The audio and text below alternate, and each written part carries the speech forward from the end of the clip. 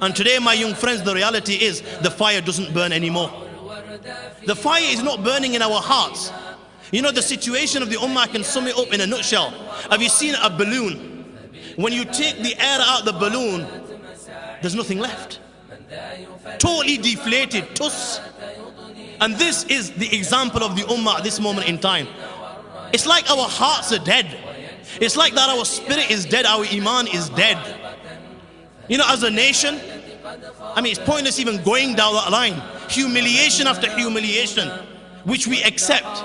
And as individuals, what is the worth of an individual? Never mind any other obligation. The biggest obligation in Islam after Iman is prayers, and he cannot even carry out his 5 daily prayers. We struggle to do this. We wake up for our work on time, but we can't get up for Fajr Salah. We have time to do overtime in the evening, but we find it difficult to offer our Isha Salah because it's late. We are excelling in evil. This is the condition of the Muslims. We're setting new records when it comes to pleasing the shaitan, going against the teachings of Allah and His Rasul sallallahu alaihi wasallam. My friends, but for how long will it last? How long? When the angel of death stands before you with a forked mace out of fire, and then he strikes you with the forks, and the forks pierce your body, and then he's twisting and turning, slowly extracting your soul from your toes, slowly, while the other angels beat you, and then he calls out, "Ukhruji ayyatuha an-nafsul khabisa ila samumin wa hamim wa dhillin min yahmum la baridin wa la karim." Come out of coarse cell, come out to a place of scorching wind, scalding water, shadows of black smoke, no cool, no refreshing. Is that when it will all come to an end?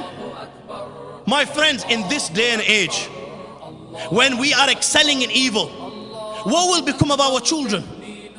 If such is our condition that we ourselves do not even know the basics of our deen, we don't even know our purpose in creation, we don't even know what the Quran and the Hadith of Rasulullah sallallahu alaihi wasallam is saying to us, then how long before our children, or God forbid our grandchildren, begin to say adrakna aba'ana ala hadhihi al-kalima fanaqulaha, that the only reason we say la ilaha illallah is because one upon a time our fathers used to say la ilaha illallah. Bearing in mind that we are living in very tough times, very difficult times, in which people are bent upon wiping the nur of Allah, the deen of Allah, in which people are bent upon taking the gift of Iman that Allah subhanahu wa ta'ala has given us. I conclude with the verse of the Quran, كَلَا تُكُونُوا كَالَّذِينَ نَسُوا اللَّهَ فَأَنْسَاهُمْ. My young friends, do not become like those that Allah forgot, so Allah subhanahu wa ta'ala forgot them.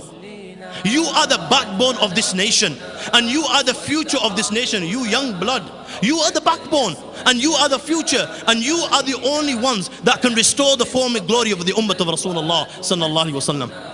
And this ummah is calling out for you to help. This ummah is asking you to rise to the challenge. My young friend, you have the blood in your body, you have the energy. All you need to do is channel the energy in the right direction. You are the ummatis of Rasulullah sallallahu alaihi wasallam. Surely we should know better. One man was given the responsibility of conveying the message in the land of Arabia. The very place, even the Romans didn't want to rule them.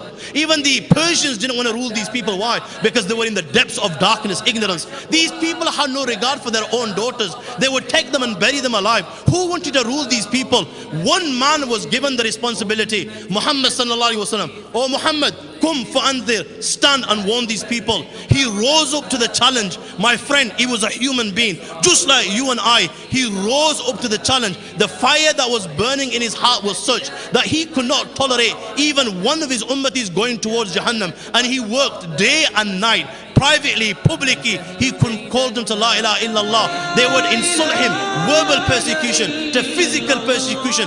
They beat him so much that in Taif he's covered in so much blood that he can barely walk. And then they come in Badr, then they come in Uhud, then they come united in Ahzab, battle after battle to put an end to this one man. But such was the resolution and resolve and the spirit of this one man that he continued and he continued, overcoming everything that came his way, till Allah showed him the day that he entered the very city from which he was driven from, and he elevated the kalima la ilaha illallah Muhammad Rasulullah, as a result of which today the efforts of one man and today you have billions and millions of Muslims around the globe.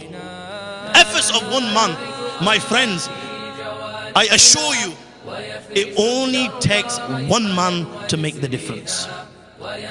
Only one man. You don't need hundreds and thousands. You need to protect your iman. You need to make provisions for the iman of your children and your grandchildren. And the only way we will be able to do this if we rise to the challenges that come our way.